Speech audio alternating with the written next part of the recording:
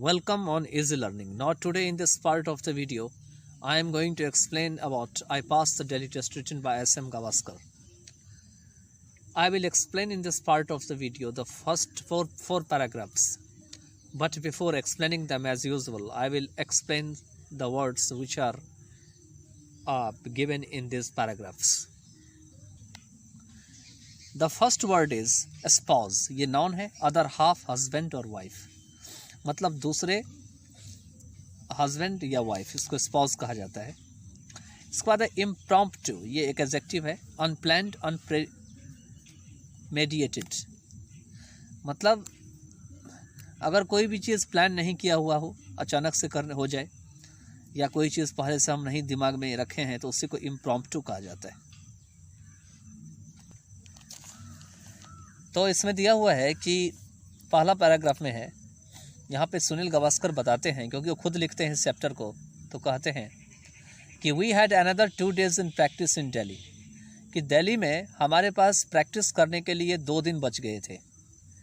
कब बच गए थे? तो सेकंड टेस्ट शुरू होने से पहले, before the second test begin. ये पास्ट परफेक्ट की तरह लिखा हुआ है. अगर आप पास्ट परफेक्ट टेंस पढ़े होंगे तो शायद पता होगा आपको.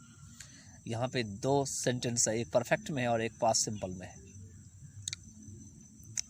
On the eve of the test by second book, Idols was released by Kapil Dev. कहते हैं टेस्ट होने से पहले या उसके उपलक्ष्य में मेरे जो दूसरे किताब थे आइडल्स, जो कि कपिल देव के द्वारा रिलीज़ किए गए थे, जो कि इंडियन स्कीपर थे कपिल देव, और साथ में क्लाइव जो लालेट हैं वो उनके एक चीफ गेस्ट के रूप में थे. Michael holdings and Jeff dodgem honoured the functions bye there practice. कहते हैं ये जो लोग हैं, जो नाम बता रहे हैं, इन 2 लोगों ने क्या किए कि वो खुद आए थे इस फंक्शंस में उनका सम्मान देने के लिए, सम्मान करने के लिए, ऑनर करने के लिए. There were plenty of pressmen around and the atmosphere was very cordial. आसपास में जो है काफ़ी संख्या में प्रेसमैन आ गए थे, और चारों तरफ का जो माहौल था, एटमॉस्फेयर था, वो बहुत ही ऐसा लग रहा था जैसे सब लोग एक दूसरे से मिलजुल कर रहे हो, आपस में मित्रता बना रहे हो, जैसे को कॉर्डियल कहा जाता है. Within hours the battle was to be resumed. कहते हैं कि घंटों तक जो बैटल जो था वो चलता रहा. So went back to the hotel to rest. इसीलिए हम क्या किए कि होटल चले गए आराम करने के लिए. There was little of rest however. लेकिन वहाँ भी मतलब जो आराम था वो नहीं के बराबर था. Since my wife's friend from college days Vijoya drop it in to see her. क्योंकि मेरे वाइफ का जो फ्रेंड थे, जो कॉलेज डेज के फ्रेंड थे, जिसका नाम विजोया था, वो आ गए थे मेरे वाइफ से मिलने के लिए. As they were meeting each other after 7 or 8 years, they had a lot of news and gossip to exchange. And then during the evening, Vijoya's sister and brother drop it in with their spouses. कहते हैं क्योंकि वो सब जो है 7 वर्ष के बाद एक दूसरे से मिले थे, 7 या 8 वर्ष के बाद, तो उनके पास काफ़ी ज़्यादा समाचार था बातें बनाने के लिए एक दूसरे से. और तभी जो है इवनिंग के समय में विजोया के सिस्टर और जो ब्रदर थे वो भी आ गए अपने स्पाउसेस के साथ. With the result that there was almost an impromptu party in our little room. और परिणाम ये हुआ कि लगभग हमारे जो छोटे सा घर था, कमरा था, उसमें एक छोटा सा अचानक सा पार्टी सा हो गया. This was the first time I missed the privilege of being the captain, because a skipper gets a suit and so is able to look after his guests better. कहते हैं कि पहली बार ऐसा हुआ कि मुझे कैप्टन बनने की जो प्रिविलेज थी उसको मैंने खो दिया था, क्योंकि स्कीपर जो है, स्कीपर गेट्स ए सूट, क्योंकि स्कीपर जो है उसको एक सूट मिलता है. And so is able to look after his guests better. और कहते हैं यहाँ पर में, और यहाँ पे वो जो है वो क्या करते हैं, वो अपने गेस्ट को अच्छी तरीके से देख रेख करने में यहाँ पे वो व्यस्त रहते हैं. Most hotels where we stayed and the local cricket associations were kind enough to give me a room to myself. कहते हैं अधिकतर जो होटल्स थे जहाँ पे हम ठहरे थे और लोकल जो क्रिकेट एसोसिएशंस थे वो काफ़ी ज़्यादा चीज़ हमें प्रदान करते थे अपने आप को कमरे में रहने के लिए। Though in a home series only the skipper is entitled to one and is a vice captain is named, then he also gets a single room. लेकिन यहाँ पे बता रहे हैं though in a home series, लेकिन यहाँ पे home series होने जा रही थी घर पे, मतलब जो क्रिकेट होने जा रही थी, तो स्कीपर जो है उन्हें एक ही जो है कमरा या जगह दिया गया था। And if vice captain is named, और अगर वाइस कैप्टन इनका नाम होता तब उन्हें शायद देन ही ऑल्सो गेट्स, तब भी उन्हें शायद एक ही रूम मिलता। तो इसलिए दे रखा है यहाँ पे दो इन ए होम से, यहाँ पे then he also gets a single room. इसके बाद बता रहे हैं कि Vijoya and her sisters left around midnight, मतलब आधी रात होने वाली थी लगभग, अराउंड मतलब लगभग ये प्रीपोजिशन है यहाँ पे। उस समय विजोया और उसके सिस्टर जो है घर छोड़ के गए। With Vijoya warning me that I had better to do well the next day as that was going to be her first day at a test match.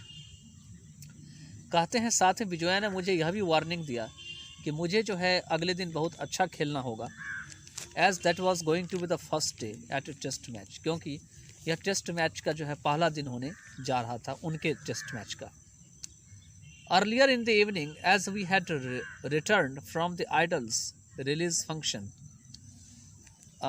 Match, कहते हैं कि इवनिंग के शुरुआत के समय में जैसे ही हम जो है आइडल्स रिलीज फंक्शन से वापस लौटे, I was accosted by some young girls who had asked me to score the fastest century of my career the next day.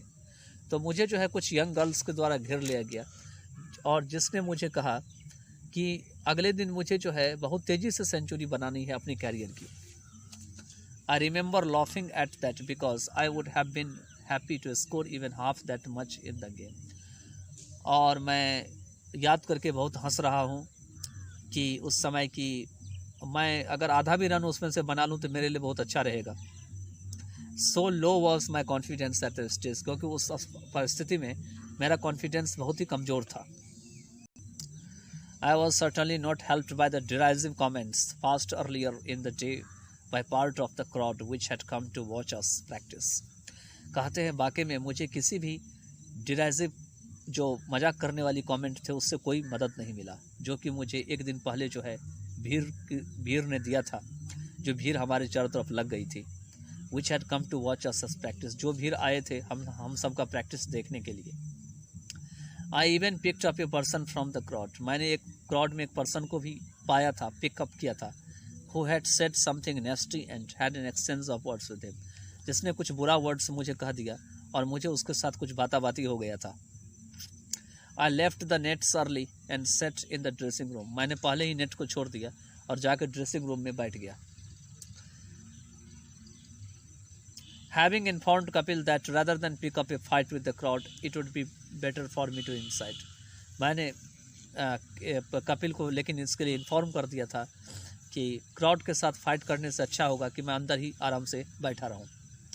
Apparently Kapil did not like the fact that I had left the nets, लेकिन प्रत्यक्ष रूप से कपिल ने इस चीज़ को like नहीं किया, इस सच्चाई को कि मैंने नेट को छोड़ दिया था। Though at that moment he had not say anything, भले उस पल उसने मुझे कुछ नहीं कहा था। My intention was quite simply to try and keep cool and be relaxed than get upset by the taunts of the crowd. मेरा जो इंटेंशन इरादा रहा था वो बिल्कुल सिंपली यह रहा था कि अपने आप को ठंडा रखें, दिमाग को ठंडा रखें, अपने आप को शांत रखें।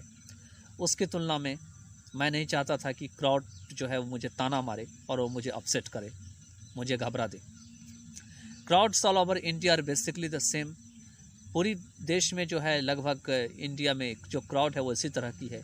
ख़ास करके ये जो भीड़ है वो लोगों को लात मार करके नीचे गिराने में बहुत ही निपुण होते हैं। जब कोई भी व्यक्ति नीचे दबा हुआ होता है या कमज़ोर होता है तो